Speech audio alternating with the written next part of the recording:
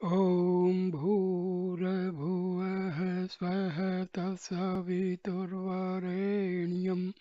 भर्गो देवस्य धीमहि धियो यो नः प्रचोदयात्। ॐ शान्ति शान्ति शान्तिः। अब नमस्कार दोस्तों, आज मैं आपको महर्षि पिपलाद और उनके शिष्यों के बारे में बताऊंगा। ये जो क्वेश्चन आंसर का जो सिलसिला है, ये प्रश्नोपनिषद से लिया गया है। 6 ऋषि पुत्रों को कुछ संदेह उत्पन्न हुआ, कुछ जिज्ञासा उत्पन्न हुई। उन्होंने जो है अपने जिज्ञासाओं और शंकाओं को जो है दूर करने के लिए महर्षि पिपलाद के पास जाने का निश्चय किया। और एक एक ऋषि कुमार ने महर्षि पिपलाद से एक एक जो है प्रश्न पूछा, और महर्षि ने उनका जो शंका समाधान था वो किया। लेकिन शुरू में महर्षि पिपलाद ने उनको सही पात्र होने के लिए 1 साल तक तपस्या और सात्विक प्रवृत्ति पैदा करने के लिए कहा। ऋषि कुमारों ने उनकी आज्ञा का पालन किया, और फिर आगे जो हुआ वो अब मैं इस संवाद से शुरू करता हूँ। सुनिए। भारद्वाज ऋषि का पुत्र सुकेशा, शिवी का पुत्र सत्यकाम, शौर्य का पुत्र गार्ग्य, अश्वल का पुत्र कौशल्य, भृगु का पुत्र वेदर्भी, और दूसरा छठा जो है ऋषि पुत्र कवंदी। ये सब ब्रह्म प्राप्ति के लिए तत्पर और उत्सुक थे। उन सब ने मिलकर निश्चय किया कि परम आदरणीय पिपलाद ऋषि के पास जाकर ब्रह्म ज्ञान प्राप्त किया जाए। इस विचार से वे सब हाथों में समीधा पुष्प आदि लिए उनके पास पहुँचे। वह भेंट पिपलाद मुनि के चरणों में अर्पित करके अत्यंत श्रद्धा तथा विनय के साथ प्रणाम करते हुए वे लोग बोले, हे पूज्यवर, हमें ब्रह्म विद्या से परिचित कीजिए। पिपलाद ऋषि ने उन लोगों से कहा, तुम लोग तपस्वी अवश्य हो, तथापि अभी तुम लोगों को और 1 वर्ष तक कठोर ब्रह्मचर्य धारण करके मेरे साथ रहकर पूर्ण आस्तिक भाव प्राप्त करना होगा। उसके बाद तुम लोग जो जो प्रश्न करोगे उन सब का उत्तर मैं स्पष्ट रूप से दे दूंगा।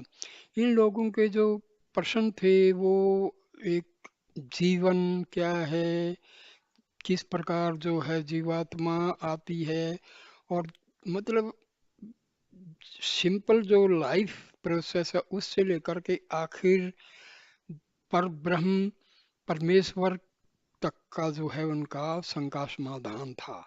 तो अब जो है शुरू करते हैं उनकी क्वेश्चन क्या क्या थे। उन लोगों ने पिपलाद ऋषि की आज्ञा का पालन अत्यंत श्रद्धा के साथ किया। 1 वर्ष तक उन सब ने पूर्ण ब्रह्मचर्य का पालन करके अपने मन में संशय रहित आस्तिकता की ओर ले जाने की पूरी साधना की।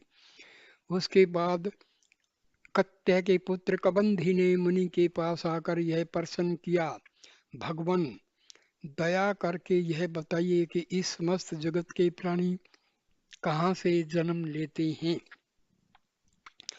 अब पिपलाद मुनि ने जो उत्तर दिया है वो सुनिए। वो क्या कहते हैं, प्राणियों को रचने की इच्छा से प्रजापति ब्रह्मा ने तप किया, अर्थात पूर्ण रूप से अपने चित्त को जागृत किया। फिर उसके बाद उन्होंने अन्न और प्राण के जोड़े की उत्पत्ति की, इस उद्देश्य से कि वे दोनों एक प्रकार की प्रजा को उत्पन्न करेंगे। इन दोनों में सूर्य ही प्राण रूप अग्नि है और अन्न ही चंद्रमा है। जिस समय सूर्य उदय होकर पूर्व दिशा में आता है, उस समय वह अपना प्रकाश फैलाकर पूर्व दिशा के सब प्राणियों को अपनी किरणों से छा देता है, और उसी प्रकार जब दक्षिणा में, पश्चिम में और उत्तर में, ऊपर, नीचे और बीच में सर्वत्र अपने प्रकाश को फैलाता है, तो उन सब स्थानों के प्राणियों को अपनी किरणों से छा देता है। इस प्रकार वह सर्वव्यापी आत्मा का ही स्वरूप है। वह विश्व रूप है, अनंत किरणों वाला है, ज्ञानवान है, सब प्राणियों का आश्रय रूप है, समस्त जगत का चक्षु रूप है और अनंत प्रकार के प्राणियों का प्राण स्वरूप है। संवत्सर ही प्रजापति ब्रह्म हैं, उत्तरायण और दक्षिणायन उसके दो मार्ग हैं। जो लोग अपनी सांसारिक आकांक्षा की पूर्ति के लिए धन, पुत्र और भोगादि की कामना से कर्म करते हैं, वह दक्षिण मार्ग को जाते हैं। यह पितृ मार्ग है। वे लोग चंद्र लोक को पाते हैं और बार बार जन्म लेते रहते हैं। पर जो लोग तप, ब्रह्मचर्य, श्रद्धा और ज्ञान के द्वारा आत्म स्वरूप की खोज करते हैं और प्राण रूप सूर्य का सच्चा स्वरूप जान लेते हैं, वे उत्तर मार्ग से जाकर सूर्य लोक को पाते हैं। यह सूर्य लोक सब प्राणों का अमर आश्रय है। जो लोग इसे एक बार प्राप्त कर लेते हैं, वे फिर कभी लौटकर नहीं आते। यह जन्म मरण के चक्र को रोकता है, इसलिए इसे निरोध भी कहते हैं। जो लोग केवल काल का ज्ञान रखते हैं, वे कहते हैं कि 5 ऋतुएं, हेमंत और शिशिर को एक मानकर इस सूर्य के 5 चरण हैं। 12 मास उसके 12 अव्यय हैं। यह सारी भौतिक सृष्टि का जन्मदाता होने से सबका पिता है। पर दूसरे विद्वानों की यह धारणा है कि वह सर्व ज्ञान स्वरूप है और सूक्ष्म रूप का जन्मदाता है। वह 7 प्रकार की रंगीन किरणों से युक्त होने के कारण सप्त ज्ञान चक्रों से युक्त और 6 ऋतु रूपी अरे वाली काल रूपी रथ में स्थित है। इसमें सारा जगत प्रतिष्ठित होकर रथ के पहियों की तरह घूमता रहता है। यह सूर्य रूपी ब्रह्म स्थूल तथा सूक्ष्म दोनों रूप से सृष्टि का कारण है। उसके बाद उन सर्व ज्ञान संपन्न पिपनाद मुनि से भृगुपुत्र वैदर्भी ने पूछा, हे भगवान, आकाश आदि पंच महाभूत, चक्षु आदि 5 ज्ञानेन्द्रिय, वाणी आदि 5 कर्मेंद्रिय, मन और प्राण, इन तत्वों के कितने देवता प्राणी के शरीर को धारण करते हैं? उनमें से कौन कौन इसे प्रकाशित करते हैं और इन सब में श्रेष्ठ कौन है? इस प्रश्न के उत्तर में महर्षि पिप्पलाद बोले, ये सब देवता आकाश, वायु, अग्नि, जल, पृथ्वी, वाणी, मन, चक्षु और सर्वत्र कर्णेंद्र हैं। इन्होंने एक समय अपनी अपनी शक्ति को प्रकाशित करते हुए कहा, हम इस शरीर में व्याप्त होकर उसे धारण करते हैं। इस पर उन सबसे महान शक्तिशाली प्राण ने कहा, तुम मोह में न पड़ो, अपने अज्ञान के कारण मिथ्या अहंकार के फेर में मत पड़ो। मैं ही अपने को 5 भागों में बांटकर इस शरीर में व्याप कर उसका धारण करने वाला हूँ। पर उन सब ने प्राण की इस बात पर विश्वास नहीं किया। तब प्राण उनको शिक्षा देने के विचार से शरीर से बाहर निकल गया। फल यह हुआ कि उसी के साथ सब इंद्रियां भी बाहर को निकल आई। जब प्राण ने शरीर में प्रवेश किया, स्थित हुआ, तब सब इंद्रियां भी उसके पीछे पीछे आकर स्थित हुई। जिस प्रकार मधुमक्खियों का राजा रानी जब छत्ते को छोड़कर ऊपर को उड़ता है, तो सब मधुमक्खियां भी उसके पीछे पीछे उड़ने लगती हैं, और जब वह बैठ जाता है तो वे भी बैठ जाती हैं। उसी प्रकार सब इंद्रियों की भी वही दिशा हुई। वे समझ गई कि प्राण का क्या महत्व है, उसकी स्तुति करने लगे। प्राण के 5 मुख्य भाग हैं, प्राण, व्यान, उदान, अपान, समान और 5 उपभाग हैं। यह सब प्राण अंग अग्नि रूप से प्रज्वलित होता है, सूर्य रूप से सारे जगत में प्रकाश फैलाता है, मेघ के रूप में वर्षा करता है, इंद्र का रूप धारण करके यह प्रजा का पालन और असुरों का नाश करता है। यह 7 प्रकार के वायु के रूप में सृष्टि चक्र को गतिशील बनाता है, पृथ्वी के रूप में अपने में सब कुछ धारण करता है, चंद्रमा के रूप में स्निग्धता बरसाता है, सत और असत, स्थूल और सूक्ष्म रूप जो कुछ भी इस नश्वर जगत में है, उस सब का कारण यही प्राण है और अमृत तथा अविनाशी भी यही है। रथ के पहिया की नाभि में जिस प्रकार आरे स्थित होते हैं, उसी प्रकार से इस प्राण में समस्त जगत स्थित है। ऋग्वेद, यजुर्वेद और सामवेद में जो ज्ञान है वह सब इसी प्राण के ही आधार पर प्रतिष्ठित है और समस्त कर्म कांड रूप यज्ञ और ब्राह्मण तथा अक्षत्रिय के रूप में उन कर्मों का कर्ता यही है। यह जानकर सब इंद्रियां इस प्रकार उसकी स्तुति करने लगी। हे प्राण, तू ही सृष्टिकर्ता प्रजापति का विराट रूप है, तू ही माता पिता की संतान को जन्म देने वाली शक्ति है, तू ही संतान के रूप में माता पिता का प्रतिबिंब बनकर उत्पन्न होता है, तू ही चक्षु आदि इंद्रियों के साथ प्राणी के शरीर में स्थित रहता है। उन सब की शक्ति का कारण तू ही है और सारा दृश्य और भोग्य जगत वास्तव में तेरे ही लिए भेंट स्वरूप है और तेरे ही भोग के लिए है। हे प्राण तू मेरा हे प्राण, तू परम श्रेष्ठ है, तू देवताओं के पास होम किए हुए पदार्थ को पहुंचाने वाला है। श्राद्ध में पितरों के उद्देश्य से जो अन्न दिया जाता है उसे पितरों के निकट पहुंचाने वाला भी तू ही है।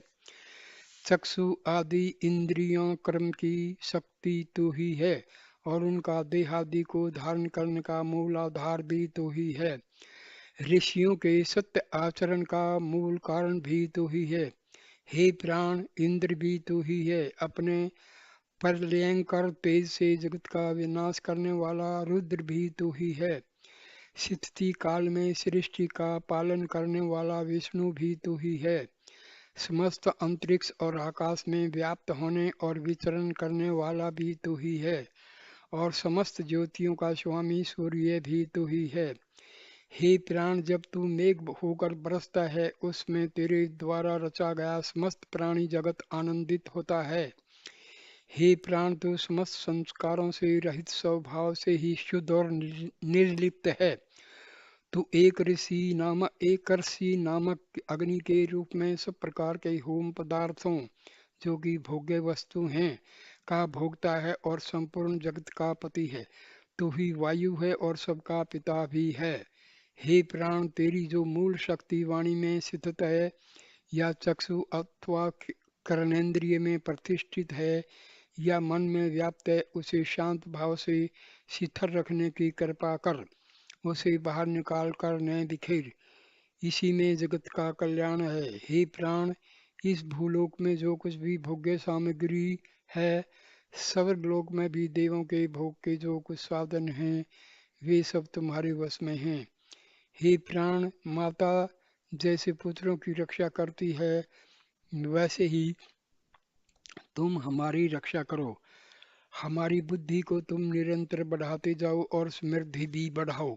इस प्रकार प्राण की स्तुति करते हुए इंद्रियों ने जाना कि प्राण की क्या महत्ता है।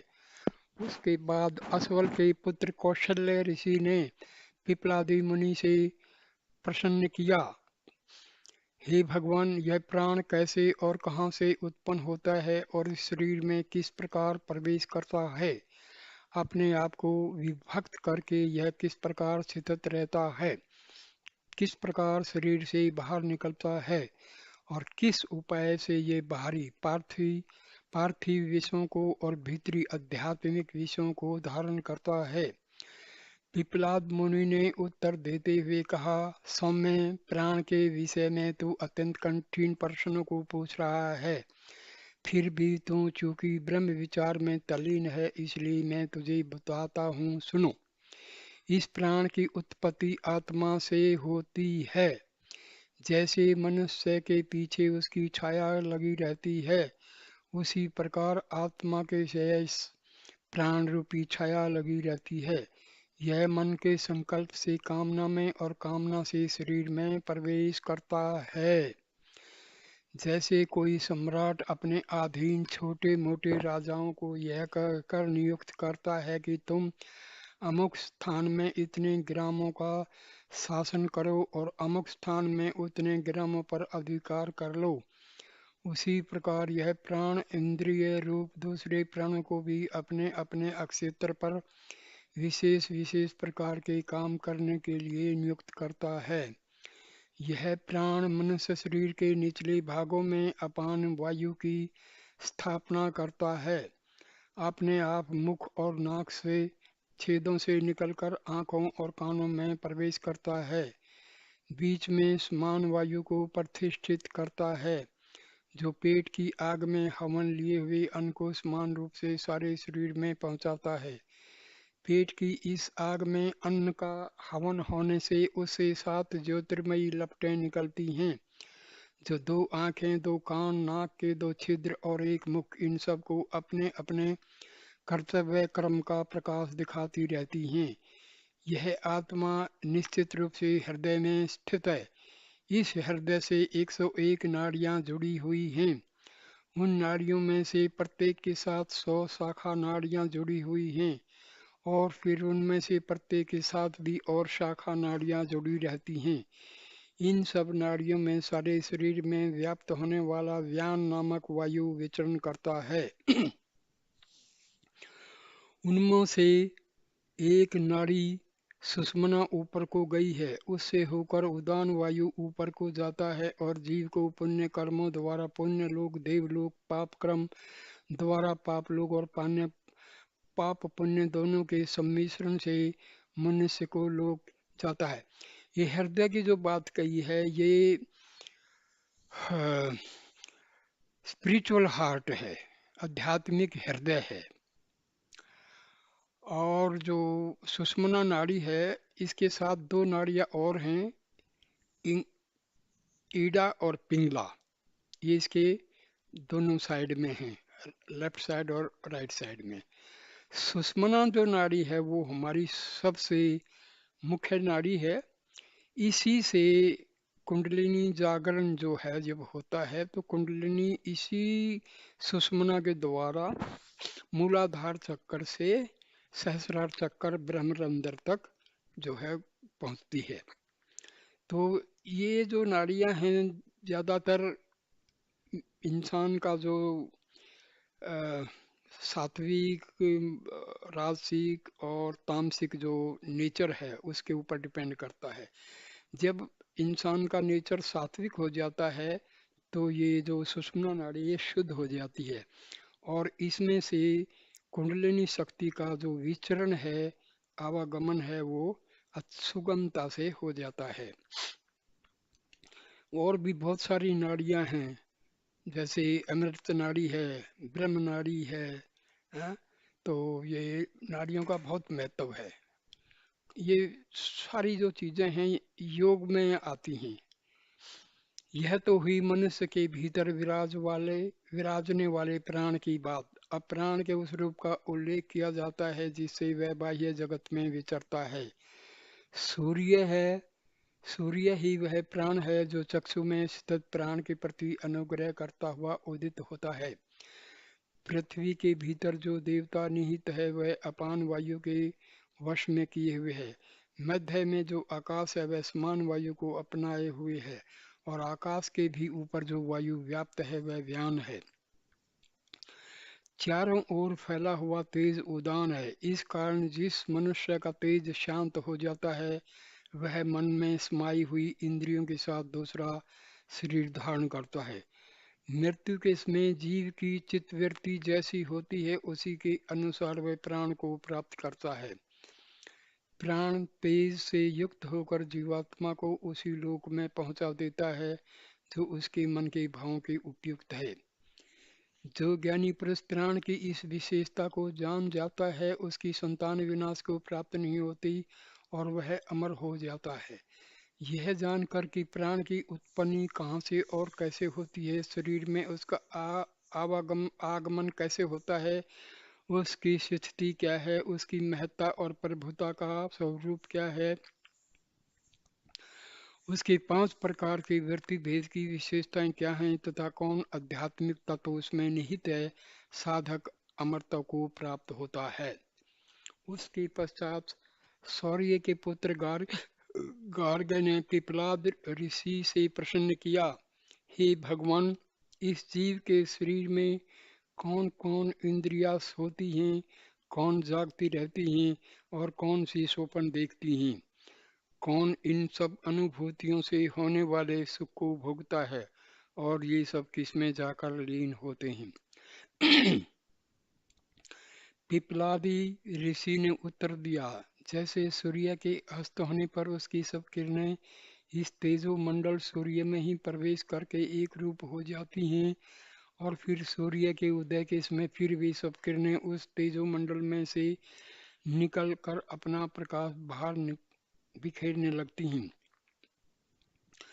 उसी प्रकार सब विषय और इंद्रियां जब अपने से श्रेष्ठ सत्ता वाले मन में लीन होकर एक रूप हो जाती हैं और फिर जीव न कुछ देखता है, न सूंघता है, न स्वाद लेता है, न छूता है, न बोलता है, न कोई क्रिया करता है, तो उस अवस्था को उसके सोने की अवस्था कहते हैं। उस समय इस शरीर रूपी नगर में केवल जीवन यज्ञ की प्राणाग्नियां 5 प्रकार के वायु जागती रहती हैं। उनमें अपान गार्हपत्य नाम की अग्नि है, व्यान दक्षिणाग्नि है और प्राण आहवनीय नाम की अग्नि है। समान वायु श्वास प्रवास की गति को समान रूप से भीतर खींचने और बाहर ले जाने वाला है।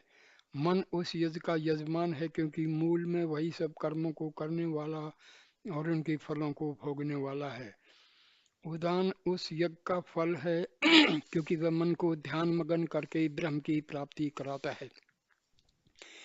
इस दशा में सोपन की सी अवस्था में यह ज्योति स्वरूप मन ब्रह्म की अपार महिमा का अनुभव करता है। जिसे वह पहले देख चुका है उससे नए सिरे से नए रूप में देखा हुआ सा बोध करता है। जो कुछ पहले सुन चुका है उसे फिर से सुनाता है। अनेक देशों और विदेशों में देखी और अनुभव की हुई वस्तुएं और बातों को रूप में देखता है और अनुभव करता है। इस जन्म में देखे या सुने हुए अथवा जन्मांतर में देखे या सुने हुए सत्य और असत विषयों को फिर से देखता, सुनता या अनुभव करता है।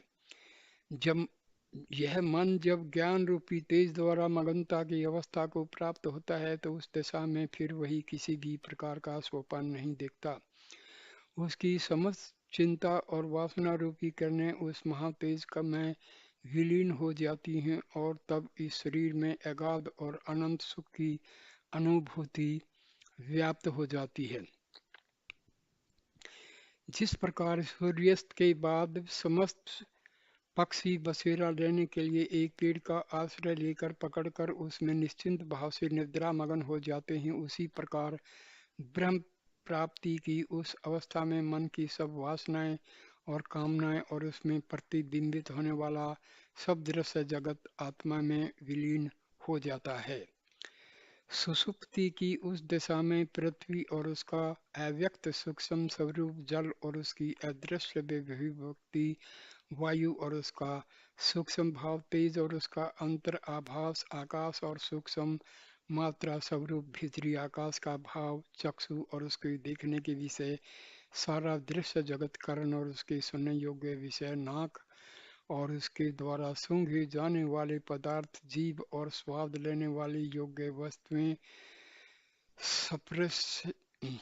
स्पर्शेंद्रिय और छूने योग्य पदार्थ वाणी और बोले जाने वाले योग्य विषय चरण और चलने योग्य प्रदेश मन और उसके द्वारा मनन किए हुए जाने वाले विषय बुद्धि और जानने योग्य पदार्थ या विषय अहंकार और अहंकार करने योग्य विषय चित्त और उसके द्वारा चिंता करने योग्य बातें प्रकाश और प्रकाशित होने योग्य विषय प्राण और उसके द्वारा धारण करने योग्य सगल पदार्थ आत्मा में लीन होकर एक रूप हो जाते हैं और आनंद की अनुभूति द्वारा मगनता की अवस्था को प्राप्त होते हैं। दोस्तों ये जो बातें हैं ना, ऐसे लगती हैं क्योंकि थोड़ी सी कठिन ऐसे लगती हैं क्योंकि हम इनसे काफी अनभिज्ञ हैं। नहीं तो हम जब मेडिटेशन करते हैं तो हम अनुभव करते हैं। देखो, बीमारियां होती हैं हमारे शरीर में। किसी भी अंग में जब अंग बीमार होता है तो उसका कारण क्या होता है कि वहां पर जो है प्राण की पहुंच नहीं हो पाती है। तो जो लोग आध्यात्मिक तरीके से हीलिंग करते हैं, वो क्या करते हैं, उस एरिया में प्राण की प्राप्ति करवाते हैं। जहाँ प्राण नहीं पहुँचता है वो अंग जो है बीमार पड़ जाता है। तो हम मेडिटेशन में इस चीज़ को अफर्मेशन द्वारा विजुअलाइजेशन से ये चीज़ अनुभूति इसकी अनुभूति कर सकते हैं। ये बिल्कुल अनुभूति की बात है, ये सब एक्सपीरियंस की बात है। हम जो है प्राण को किसी एक अंग में इकट्ठा कर सकते हैं, ऐसा विजुअलाइजेशन करते हैं, एफर्मेशन करते हैं। जैसे हमारे कहीं कुछ दर्द है तो हम विजुअलाइज करेंगे कि मेरे शरीर से जो है सारा प्राण जो है प्राण इकट्ठा हो रहा है, यहाँ पर इकट्ठा हो रहा है, इकट्ठा मतलब ऐसा हम विजुअलाइजेशन करते हैं, एफर्मेशन करते हैं। तो ये सब चीज़ें अनुभव की हैं। अनुभव हमारे अंदर है नहीं तो हमें ये सब ऐसे ही लगता है हवाई बातें, मतलब ये क्या है। नहीं तो बैठ के शांति से जब अनुभूति करते हैं, अनुभव करते हैं, एक्सपीरियंस करते हैं तो ये चीज़ें हमारी समझ में आती हैं।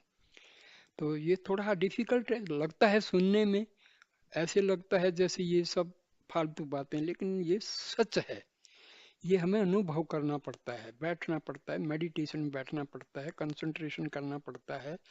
और हम देखो हमारे शरीर में कमजोरी आती है, बुद्धि निस्तेज हो जाती है, याददाश्त चली जाती है। इसका कारण क्या है कि प्राण की जो शक्ति है वो मिल नहीं पा रही है पूरे शरीर में। तो हम ये जब मेडिटेशन करें तो विजुअलाइज करें कि प्राण शक्ति हमारे सहस्रार के द्वारा शरीर में प्रवेश कर रही है, प्रवेश कर रही है। ऐसे थोड़ा देर विजुलाइज करेंगे, फिर ये प्राण शक्ति सहस्रार से नीचे आ रही है, नीचे आ रही है, आज्ञा चक्र में पहुंच गई है, आज्ञा चक्र में पहुंच गई है, आज्ञा चक्र से प्राण शक्ति विशुद्धि चक्र में पहुंच गई है, विशुद्धि चक्र में पहुंच गई है, विशुद्धि चक्र से अनाहत चक्र में पहुंच गई है, अनाहत चक्र में पहुंच गई है, अनाहत चक्र से नीचे की तरफ जा रही है, मणिपुर चक्र में पहुंच गई है, मणिपुर चक्र में पहुंच गई है। फिर प्राण शक्ति जो है नीचे जा रही है, नीचे जा रही है, स्वादिष्ठान चक्र में पहुंच गई है, स्वादिष्ठान चक्र से मूलाधार चक्र में पहुंच गई है। फिर आहिस्ता आहिस्ता शरीर के एक एक सेल में, एक एक कोष में प्राण शक्ति भर रही। तो भाई ये चीजें अनुभव की हैं, ये करो तो पता लगेगा। ये सब आसान है, नहीं तो मुश्किल दिखाई देता है। और फिर हमारा मन जो है वो मतलब उचट जाता है इन चीजों से। स्पिरिचुअलिज्म जो है ना, मतलब अनुभव की चीज है, ये करना पड़ता है। करके देखो तो ये बहुत आसान है। जैसे मैंने ये बताया ना विजुअलाइजेशन, ये बिल्कुल बिल्कुल आसान तरीका है। प्राण शक्ति को हम जो है नॉर्मल सांस जो लेते हैं उसमें प्राण की जो मात्रा है वो बहुत कम होती है। जब प्राणायाम करते हैं तो थोड़ी मात्रा में हमारे पास प्राण शक्ति आती है। लेकिन जिस टाइम मेडिटेशन करते हैं, क्योंकि हमारा मूल स्रोत क्या है, पावर का, शक्ति का, आत्मा है। तो हम आत्मा से रिक्वेस्ट करते हैं कि इस ब्रह्मांड से प्राण शक्ति को खींच के शरीर में प्रवेश कराओ। तो भाई करो। ये मैं दूसरे किसी वीडियो में ये दूंगा। ये प्रक्रिया बहुत आसान है और इसको करने से हम जो हैं प्राण शक्ति, प्राण वायु इसको अपने शरीर में अच्छी मात्रा में धारण कर सकते हैं। तो आगे चलिए। वह सुषुप्ति की अवस्था में अविनाशी आत्मा में उसी प्रकार लीन हो जाता है जिस प्रकार जल के सूख जाने पर उसका प्रतिबिंब सूर्य में ही विलीन हो जाता है। हे सौम्य, सब प्रकार की इच्छाओं और चिंताओं से रहित होकर जो उस अज्ञान से मुक्त शरीर के सब संस्कारों से शून्य निर्गुण शुभ्र प्रकाश में कभी विनष्ट न होने वाले परब्रह्म को ज्ञान जाता है, तब वह उसी श्रेष्ठ अविनाशी को प्राप्त होता है और अविद्या से रहित होकर सर्वज्ञ सब कुछ जानने वाला बन जाता है। हे सौम्य, जिस परम तत्व में सब प्राण पंच महाभूत अग्नि वायु आदि सब देवता समस्त इंद्रियों के साथ लीन हो जाते हैं, उस विज्ञान स्वरूप ब्रह्म को जो जान जाता है वह सर्वज्ञ होकर सब में व्याप्त हो जाता है। उसके पश्चात शिवी के पुत्र सत्यकाम ने पिप्पलाद मुनि से प्रसन्न किया, हे भगवान, मनुष्यों में जो विद्वान व्यक्ति मृत्यु के समय तक जीवन भर ओंकार का ध्यान करे, उसके रहस्य का भेद करके उसके महत्व से परिचित हो जाए, वह किस लोक को प्राप्त करता है।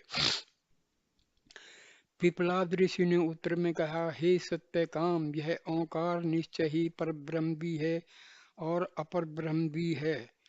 देखिए मैं बताऊं आपको, आप ओम का जाप कीजिए, मैंने वीडियो भी दिया हुआ है। ओम का जाप करते हैं ना तो क्या होता है, हमारे अनाहत में भी एक नाद है ओम का। जब हम जिह्वा के द्वारा ओमकार का जाप करते हैं तो सिंक्रनाइजेशन हो जाता है हमारे द्वारा जो जाप है उसका, और अंदर से नेचुरल रूप में जो अनाहद नाद है दोनों का सिंक्रनाइजेशन हो जाता है। और इससे हमारे शरीर में जो है बहुत ही सात्विक प्रवृत्तियां और आध्यात्मिक आनंद शुरू हो जाता है। ये करके देखने की बात है। ओम का जाप कैसे किया जाता है? 10 5 सेकंड, 6 सेकंड, 10 सेकंड, जैसा जिसकी शरीर की अवस्था है। पहले थोड़ा सा ऊंची आवाज में मुंह खोल के किया जाता है, फिर होठों को बंद करके किया जाता है। तो इससे क्या है, हमारा अंदर जो नेचुरल अनाहत चक्कर से नाद निकलता है वो और ये दोनों मिल करके सिंक्रनाइजेशन हो जाता है। इससे एनर्जी पैदा होती है, पॉजिटिव एनर्जी पैदा होती है और सारे शरीर में सारे कोषों में फैल जाती है और बाहर से भी प्राणवायु का प्रवेश होता है। तो ये सब क्रियाएं करने की है, केवल पढ़ने से सुनने से तो कुछ होना नहीं है। We have to do something, करना है, करने की चीज है। अध्यात्मवाद जो है ना सिर्फ सुनने से काम नहीं चलता है, ये करने का है। करने से ही पता लगता है कि ये जो मैं बता रहा हूँ ये है क्या, नहीं तो सिर्फ कहानी नजर आती है। तो पिपलाद ऋषि ने उत्तर में कहा, हे सत्य काम, यह ओंकार निश्चय ही पर ब्रह्म भी है और अपर ब्रह्म भी है, अर्थात जो अनादि और अविनाशी ब्रह्म सृष्टि और प्रलय दोनों अवस्थाओं में सब समय समान रूप से जगत में व्याप्त रहता है। वह अजर अमर परम पुरुष का प्रतीक भी यही ओंकार है और उस परम तत्व से उत्पन्न प्राण तत्व भी वही है। इस ओंकार द्वारा ब्रह्म के इन दोनों रूपों का ध्यान होता है। ध्यानी पुरुष अपने ध्यान के स्वरूप के अनुसार इन दोनों में से एक को प्राप्त होता है। देखिए, कोई भी गुरु जो कहते हैं गुरु, कोई भी आपको कोई शक्ति प्रदान कर नहीं सकता है, रास्ता बता सकता है, करना आपको है। जो भी कुछ करना है वो स्वयं को करना है, दूसरा कोई कुछ नहीं कर सकता। इवन परमात्मा भी आकर के वो कृपा दृष्टि से आपको उस रास्ते में लगा सकता है, थोड़ी मतलब एक रास्ता दिखाया जा सकता है, लेकिन करना फिर भी आपको ही है। ये ध्यान देने की बात। वह यदि इस ओंकार की केवल एक मात्रा का ध्यान करे, अर्थात यदि वह केवल उसके प्रारंभिक स्वरूप का ध्यान करे, तो वह ऋग्वेद के मंत्रों से प्रभावित होकर फिर नए सिरे से इस पृथ्वी पर मनुष्य योनि में जन्म लेता है और अपने पूर्व जन्म में अर्जित ज्ञान की खोज की संस्कार द्वारा प्रेरित होकर तपस्या करता है और ब्रह्मचर्य भी धारण करके श्रद्धा से युक्त होकर ब्रह्म की महिमा का देखिए, हमारी जो आत्मा है जिसको हम उसका हिस्सा कहते हैं चित्त। चित्त में वेदों का, शास्त्रों का सारा ज्ञान संग्रहित है। जैसे जैसे हमारी मेडिटेशन बढ़ती जाएगी ये ज्ञान अपने आप फूटना शुरू हो जाएगा, पूरा एक्सपोज होना शुरू हो जाएगा। ऋषियों ने वेद कैसे लिखे थे? उन्होंने तपस्या की, उन्होंने मेडिटेशन किया और फिर जो है स्वतः ये ज्ञान उनके हृदय में उत्पन्न हुआ है। तो ये हम भी कर सकते हैं। देखो, ये ध्यान देना है, जब ऋषियों ने किया, योगियों ने किया, सिद्धों ने किया, तो भाई आत्मा हमारे पास भी वही है, तो हम भी कर सकते हैं। ये ध्यान देने, ये उम्मीद रखो, when they could do we can equally do the same thing, मतलब हम भी कर सकते हैं। ये दृढ़ निश्चय जब हमारे अंदर हो जाएगा, विश्वास पैदा हो जाएगा, वी आर कन्विंस्ड, फिर कोई समस्या नहीं है। लेकिन मुश्किल ये है कि हम करते नहीं हैं, हम बस आलस्य में रहते हैं। कोई आएगा, कुछ हो जाएगा, कुछ नहीं होगा भाई, करना पड़ेगा। और यदि वह ओंकार की दो मात्राओं का ध्यान करे, अर्थात उसकी आदि रूप और मध्य रूप के महत्व को समझने के प्रयत्न में जुट जाए, तो वह यजुर्वेद के मंत्रों का ज्ञान प्राप्त करके चंद्रलोक में पहुंचता है और वहां दिव्यानुभूति प्राप्त करके फिर दिव्य लोक में चला जाता है और अपने पूर्व जन्मार्जित ज्ञान को और आगे बढ़ाने के लिए फिर साधना में रत हो जाता है। ज्यों ज्यों आपकी मेडिटेशन जो है प्रोग्रेस में चली जाएगी, तो आपको पिछले हजारों हजारों साल पुराने दृश्य नजर में आएंगे। महाभारत, राम कृष्ण और पुराने जमाने की चीजें स्पष्ट आपको, आपके जो तीसरी आंख जिसको बोलते हैं, आज्ञा चक्र माथे में, ये सब दिखाई देता है भाई। ये सच है, ये सच है, 100% सच है। ये बिल्कुल ऐसा सत्य है जिसकी मतलब कोई गुंजाइश ही नहीं है शक करने की। लेकिन बैठो तो सही। उसके बाद वह त्रिमात्रा युक्त ओंकार के रूप, प्राण रूप का ध्यान करने लगता है और उसके द्वारा परम पुरुष के स्वरूप का बोध करने लगता है। वह तेजो में सूर्य लोक में पहुंचता है।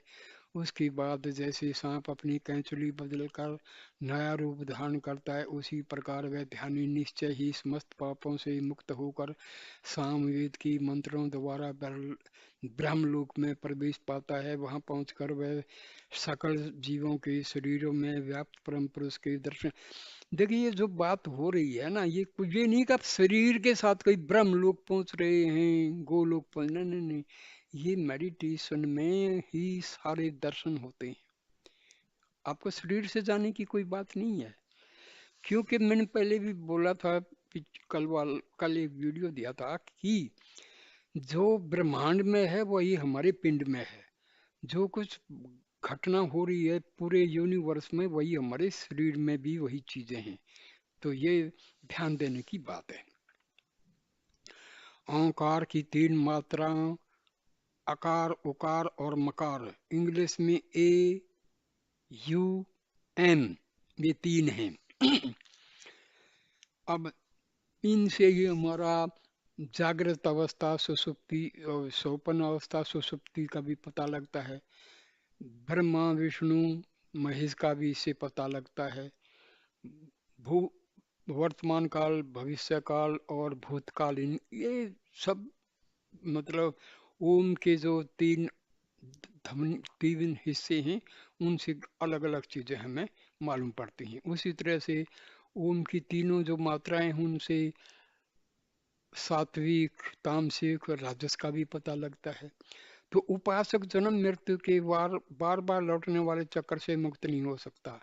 पर यदि इन 3 मात्राओं को जागृत, स्वप्न और सुषुप्ति की 3 अवस्थाओं और बाहरी, भीतरी तथा मध्य की क्रियाओं से परस्पर संबंधित प्रतीकों के रूप में जानकर उनका चिंतन किया जाए, तो उनके सम्मिलित रूप ओंकार का ज्ञाता परम पद को प्राप्त होता है। वह ध्यानी ऋग्वेद के मंत्रों द्वारा इसी लोक को प्राप्त। देखो ये ध्यान ध्यान ध्यान बार बार शब्द आ रहा है ना, ये मेडिटेशन के बारे में है। यजुर्वेद द्वारा अंतरिक्ष के लोक का ज्ञान प्राप्त करता है और सामवेद द्वारा उस लोक की प्राप्ति करता है जिसे केवल ज्ञानी लोग ही जानते हैं। वह शांत अजर अमर भय रहित परम तत्व से परिचित होकर स्वयं भी अमरत्व प्राप्त करता है। हमारी आत्मा जो है वो अजन्मा अजर अमर है, सर्वव्यापी है, सर्वंतर्यामी है, सर्वज्ञाता है, सब कुछ मालूम है। हाँ? तो ओमनी पोटेंट, ओमनी सेंट और ओमनी प्रेजेंट है ये हमारी आत्मा। उसके बाद भारद्वाज के पुत्र सुकेशा ने तितलाद मुनि से कहा, हे भगवान, कौशल देश के निवासी हिरण्य नामक राजपुत्र ने एक बार मुझसे पूछा, हे भारद्वाज पुत्र सुकेशा, तुम्हें 16 कलाओं से युक्त परम पुरुष के संबंध में कोई जानकारी है क्या? मैंने कहा, नहीं, मैं नहीं जानता। मेरी इस बात पर उस राजकुमार को विश्वास नहीं हुआ। उसने समझा कि जानते हुए भी मैं किसी कारण से उसे बताना नहीं चाहता। उसने जब दोबारा प्रश्न किया तो मैंने कहा, यदि मुझे उस 16 कला वाले पुरुष के विषय में कुछ भी ज्ञान होता तो मैं तुम्हें क्यों नहीं बताता। जो व्यक्ति असत्य बोलता है वह जड़ सहित सूख जाता है। उसे न इस लोक में सुख मिलता है न परलोक में शांति। ऐसा जानकर मैं कभी झूठ नहीं बोल सकता। मेरी यह बात सुनकर राजकुमार चुपचाप रथ पर चढ़कर चला गया। अब मैं आपसे विनय पूर्वक यह जानना चाहता हूँ कि यह 16 कला वाला पुरुष कौन है और कहाँ निवास करता है। पिप्पलाद ऋषि ने जब सुकेशा के इस तरह की बात सुनी तो उन्होंने उत्तर दिया, हे सौम्य, जिस मूल पुरुष से 16 कलाएं उत्पन्न होती हैं वह शरीर के भीतर हृदय रूपी आकाश में विराजता है। देखो कितनी बड़ी बात है। यह हमारी आत्मा ही है जो 16 कलाओं से सुशोभित है और हमारे हृदय में ही परमात्मा है, हमारे हृदय में ही आत्मा है और आत्मा और परमात्मा एक ही हैं। असली ब्रह्म ज्ञान की बात है। हमारे आध्यात्मिक हृदय में आत्मा है, वहीं पर परमात्मा है। आत्मा और परमात्मा अलग नहीं है। तो ये सिंपल चीज है, लेकिन भाई इसका तो दर्शन करना होता है मेडिटेशन मेडिटेशन मेडिटेशन के द्वारा। उस पुरुष ने इस प्रकार चिंतन किया, शरीर में से किसके बाहर निकलने पर मैं स्वयं निकला हुआ सा हो जाऊंगा और किसके शिथित रहने पर मैं शिथिल रूप में वर्तमान रहूंगा। यह सोचकर उस मूल पुरुष ने प्राण की रचना की। उस देखो, आत्मा और प्राण साथ साथ होते हैं क्योंकि प्राण की उत्पत्ति ही आत्मा से होती है। आत्मा निकलती है, प्राण भी निकलता है, प्राण निकलता है तो आत्मा भी समझो निकल गई, तभी मौत होती है शरीर की। उस प्राण पर उसने अपने आप को मूल रूप से प्रतिष्ठित किया। प्राण के रूप में ही वह सब प्राणियों के भीतर स्थित रहने लगा और प्राण के बाहर निकल जाने पर जैसे वह स्वयं के साथ बाहर को निकल जाता हो ऐसा रूपक उसने रच दिया। उस प्राण के द्वारा उसने प्राणियों के भीतर श्रद्धा की प्रवृत्ति उत्पन्न की, जिसके सहारे से ही प्राण अपने मूलगत श्रेष्ठ रूप को समझने में समर्थ होता है और कल्याण में लक्ष्य की ओर अपनी मति को स्थिर रखने में समर्थ होता है। श्रद्धा के बाद उसने कम कर्म चक्र के आधार स्वरूप वायु, तेज, जल, पृथ्वी, इंद्रिय समूह, मन और अन्न को उत्पन्न किया। अन्न से बल और वीर्य को उत्पन्न किया।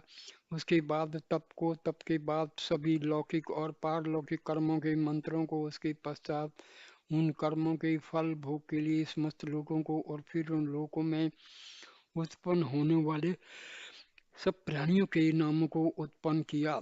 ये ही उस मूल पुरुष की 16 कलाएं हैं जो प्राणियों के अज्ञान के कारण भिन्न भिन्न जान पड़ती हैं और स्वप्न देखने वाले व्यक्ति द्वारा स्वप्न में रची गई पदार्थों की तरह मोह तथा भ्रम पैदा करती हैं।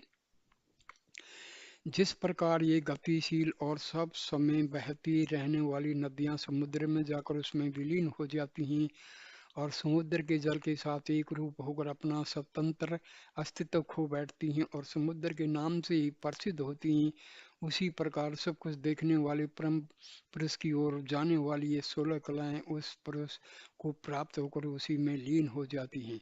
वे उसमें एक रूप होकर मिल जाती हैं और उसके नाम और रूप के साथ भेद नष्ट हो जाते हैं।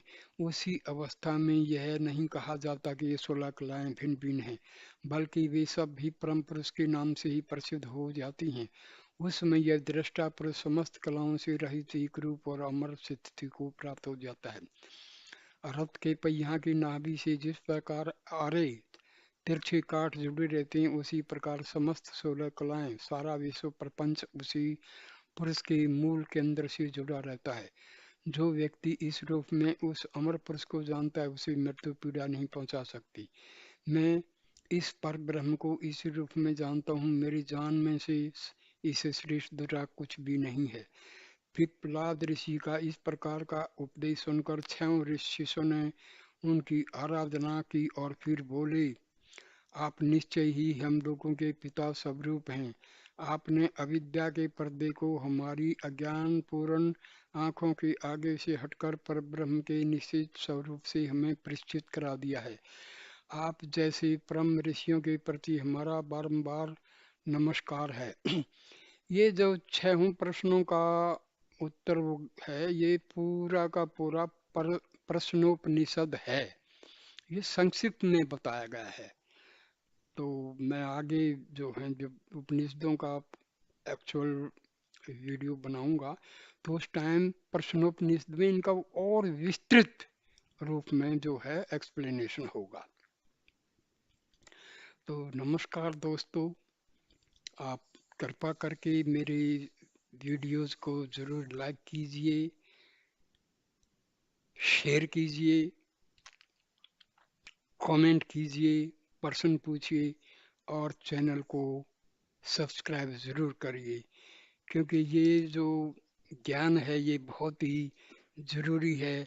हमारा हिंदू धर्म के बढ़ाने के लिए बहुत ही ज़रूरी है। हम सब भूल गए हैं, हम पाश्चात्य सभ्यता में इतने जो है मगन हो गए हैं कि हमने अपने मूल जो हमारी मूल शक्ति है, मूल स्रोत है ज्ञान का, उसको भुला बैठे हैं।